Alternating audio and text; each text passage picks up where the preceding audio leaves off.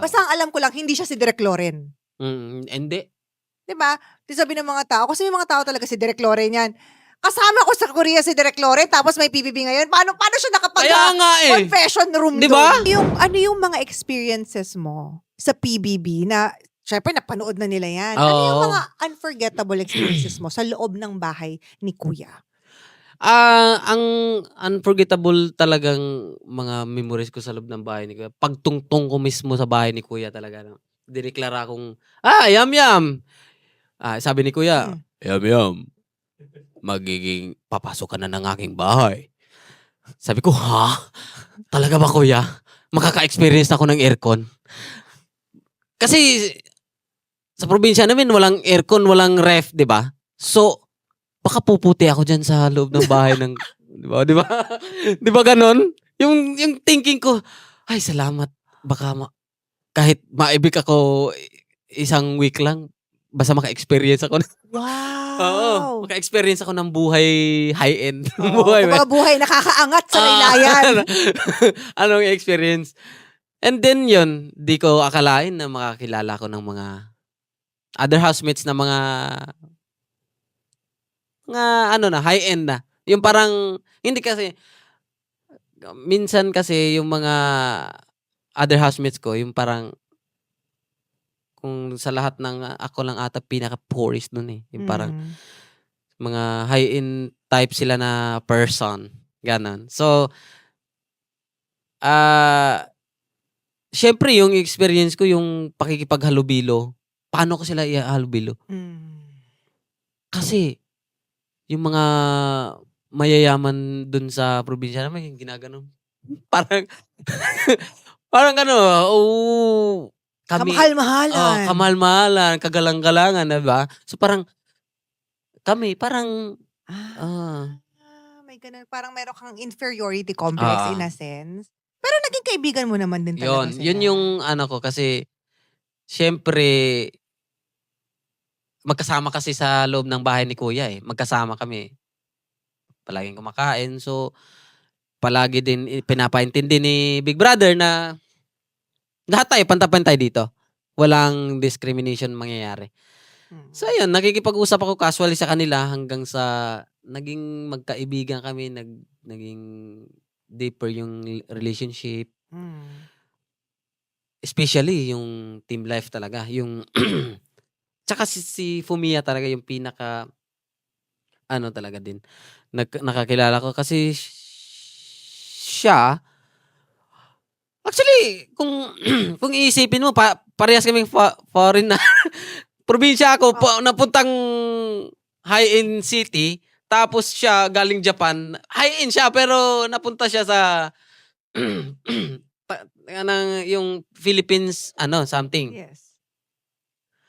So parang nagkakaintindihan kami. Hindi ako marunong mag-English. Even Tagalog, malimit na ako mag-Tagalog. So parang, siguro, hindi ko rin alam eh. Parang destiny talaga na maging friends kami. So, marami of course our viewers, syempre, pag nakita ka sa thumbnail, Team Life, di ba? 2019, Team Life, kayo talaga yung LAYF. Team Life, LAYF.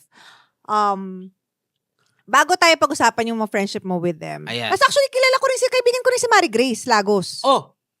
Kasama namin lagi nila Melay yan, di ba? Oo. Kasi sila ni Melay, di ba? Kasama mo pala yan. Ah. Siya ang nag-stop sa paghalikan ng Ludre. Yes. Shout out sa'yo, Mary Grace. Nakasmo kasi pinuto ng halikan ng Ludre. Shout out talaga sa'yo dyan. Bisaya din yan. Bisaya. Davao yan. So, I'm sure yung mga tao gustong malaman yung, alam naman nila to, pero pag-usapan natin deeper. Yung mga rules and regulations sa bahay ni Kuya. Yan. Una-una, syempre, sa amin din applied din to, yung lapel. Ikaw ang magpapalit ng sarili mong lapel, di ba? Yes. Kasi, kumbaga, meron kaming araw-araw na yung mga storage room, bigas, bigas, mga gulay. Kasabay nung pagkuha ng mga bigas, supplies, magpapalit din kami ng batteries, yung mga ganon. Yun yung, that time kasi yung naghalikan sila ni Ludre. Yung Ludre, dati. that time kasi pinagalitan si Mary Grace. Oo nga. Kasi nga, lumangoy siya sa pool na meron pa siyang lapel. Yun pala siya pinagalitan. Kala ko pinagalitan siya dahil hinarang niya yung paghalik. Hindi. Ulo din naman kasi sa sulok sa pool na may lapel. Ang mahal na na. Oo. Mahal ng Sennheiser mic. Kaya nga sabi ko, no, patay ka dito ni kuya. Pag, Nawala sa isip niya, no? nawala kasi, parang shake, rattle, and roll na siya na Oo, that time. oo. Uy, ano yan?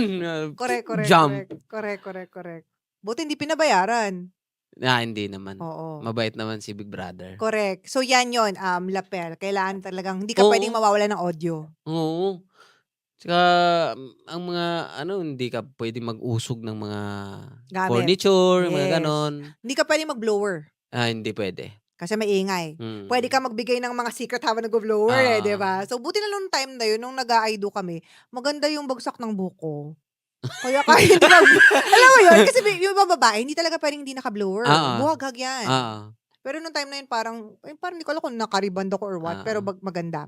Hindi rin pwedeng magsulat ng messages, tsaka magbulungan. Hindi pwede. Hindi ka nga pwede something dun eh. Anong something?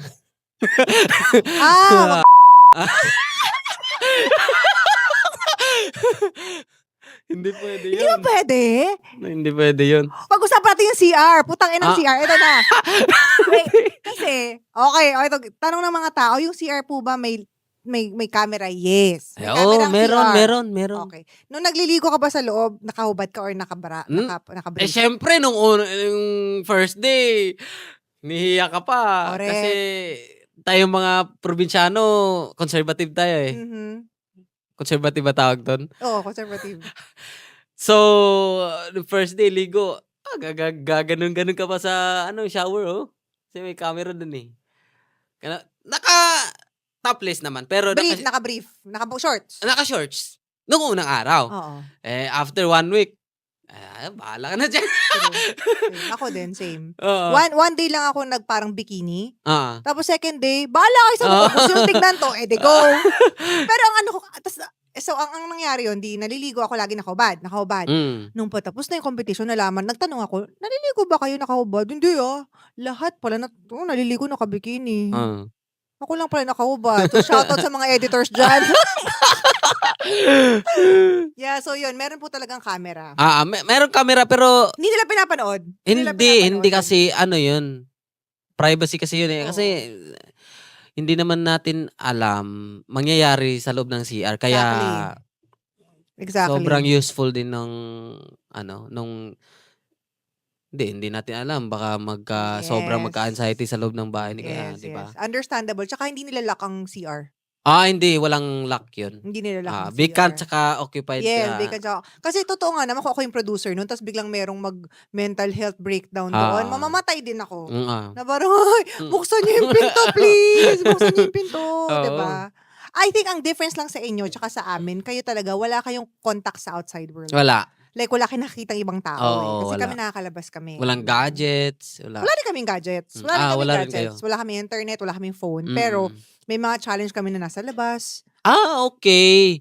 Nakausap namin Usually yung sa prod. loob lang kami. Nakausap namin yung prod. Hindi kami yung tipong sobrang sheltered. So, yun yung I guess yung kaibahan. At ang kaibahan nito, we never fight for our food. Yeah, Kasi tama. kayo task Task, Kasi parang feeling naman namin, hindi naman to PBB, wag naman nyo kaming gutungin na parang task sa food. So, hindi naman nila kami ginutom. Pero ang pinaka-ayoko nung time na yun is, kunyari, isang itlog per person. Isang itlog per person? Kumain ako ng itlog, 2-3. Gets mo yun? Parang, alam mo, parang tipid na tipid. Tapos ang hilig ko pa sa chichirya. Tapos walang chichirya. Putang ina. No. Tapos walang alak. Yung wala kang alak sa bahay, walang alak sa pantry. So maganda ka sa PBB kasi sa PBB wala kang makain pero may chichirya. May chichirya. Di ba? Anli chichirya kayo Chichirya! Kaya nga, sobrang nag-break out yung yung ibang housemates, di ba? Ginagawa na nga, di ba, itong season na to, itong collab, diba, ginagawa nilang ulam. Oo. Kayo din ba? Sa kami. Kapag talo kami sa task, gumagawa lang kami ng yung parang wala kang ulam sa school, yung sinasawsaw mo sa ano. Di ba? Yung nalagyan ng toyo pati. Toyo pati, sili. Yes. Oh, Oh my diba? God. Ganun. May isang time, naalala ko, na parang bibigyan nila kami ng mga, kunyari like, night out. Okay, movie night. Okay, movie meron night kayo kami, nun? May movie night kami. Grabe naman nun. May movie night kami, tapos bibigyan kami ng chips. Sobrang limited ng chips. Talaga, kunyari, 6 kami sa bahay yung isang bahay namin, yung bahay. Alam mo, hindi talaga ako magpapatalo. Yung kunyari, isang chip yatos, 1, 2, 3. 1, 2, 3. Para talagang pantay-pantay. kung ang piatos ko, 7 lang din sa inyo. Walang panlalabang. Ganun talaga ka. Yung parang, ganun. Pero, ang napansin ko dyan sa mga prod, shoutout sa inyo guys. Nilalasing talaga nila tayo. Pinapainom talaga nila. Diba? Like yung naghalikan sila Ludre, inuman yun eh. Sa adult lang ha? Of course, my God. My God, bawal sa teens. Bawal Diba sa teens. Alam ko yan. Producer din naman po ako, tsaka director din ako. Iinumin mo talaga yung mga talents para talagang maglabas ng mga deepest, darkest thoughts and prayers. Tsaka useful din siya. Kasi parang yung mga hinanakit mo, pag nakainom ka kasi parang malalabas mo or may feeling sa mga intimidating something. So, yun. Anong mga nailabas mo nung nalasing ka? Sa akin, more on, wala din kasi ako mailabas eh. Kasi nalabas ko na lahat kasi daldal ko sa loob eh. Kaya, minsan, maaabot kami ni Big Brother ng 1 oras nga sa confession room, magdaldalan na kami. Yun ang gustong malaman ng mga tao actually. Kilala mo ba kung sino talaga si Yun. Big Brother? Yun. Gusto ko siya makilala. Nakilala ko siya pero hindi ko siya makita. Okay. Kasi sa confession room wala siya eh. Boses ko lang yung naririnig ko sa kanya.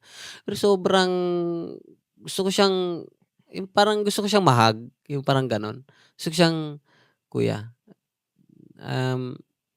Kasi ang daming sa PBB, ang daming aral din ng ano eh. Ang daming aral ng natutunan ko sa PBB. Hindi lang sa